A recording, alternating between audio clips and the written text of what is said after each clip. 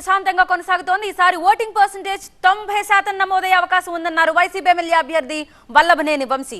Vote వేయడానికి అన్ని వర్గాల వాళ్ళు ముందుకొస్తున్నారన్నారు. మరింత సమాచారం అసోసియేట్ ఎడిటర్ హసీనా అందిస్తారు. మార్నింగ్ నుంచి ఈ రోజు మనం చూస్తున్నాము పోలింగ్ బూతుల దగ్గర ఓటర్స్ అంతా బారులు తీస్తున్నారు. ఇక్కడ గన్నవరం నియోజకవర్గంలో పరిస్థితి ఏ విధంగా ఉంది, ఓటింగ్ ఎలా సాగుతుంది, ప్రస్తుతం మనతో మాట్లాడడానికి ఎమ్మెల్యే వంశీ ఉన్నారు. ఎలా జరుగుతుందండి ఓటింగ్ సర్లీ అంతా, ఎక్కడ గొడవలు లేకుండా జరుగుతుందా, ఎలా జరుగుతుంది? ప్రత్యక్షంగా ఎన్నికల్లో పాల్గొనడం ఇది నాకు 4వసారి. గతంలో కన్నా కూడా వెరీ హెవీ ఓటర్ టర్న్ అవుతుంది. పొద్దున 6:30, 6:40 నుంచే ప్రతి బూత్ దగ్గర కూడా ఓటర్లు బారులు తీరారు. ఇందాక 1 గంటకే సుమారు 50% దాటింది అంటున్నారు. ఈసారి 90% టచ్ అవ్వచ్చు అని అనుకుంటా ఉన్నాం.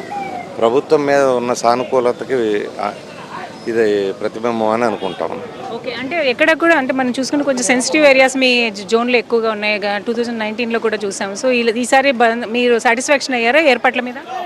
అంటే ఇందులో కొంతమంది ఆర్థికంగా బలవంతులు ఉంటారు కదా, వాళ్ళు ఏదో పోలింగ్ మేనేజ్ చేద్దామని ప్రయత్నం చేయటం, వాటి మూలంగా కొన్ని చోట్ల చిన్న చిన్న డిస్టర్బెన్స్ ఉన్నాయి. బట్ ఏమైనా చివరికి ఓటర్ తను అనుకున్న వాళ్ళకే ఓటేస్తాడు లోపలికి వెళ్ళిన తర్వాత.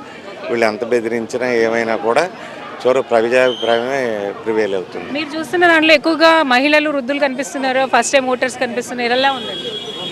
అన్ని గ్రూప్స్ ఉన్నారమ్మా, అన్ని గ్రూప్స్ ఉన్నారు. ఎప్పుడు ఓటింగ్కి రాని గ్రూపులు కూడా ఈసారి వచ్చినట్టు పొద్దున్న నేను గమనించాను.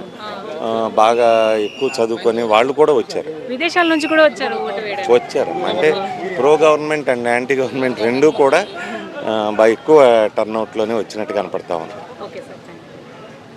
ఖచ్చితంగా ఈసారి ఓటింగ్ పర్సెంటేజ్ 90 వరకు వెళ్ళే అవకాశం ఉందని చెప్పి వంశీ అంటున్నారు. కెమెరా పర్సన్ వెంకట్తో హసీనా, టీవీ9 గన్నవరం.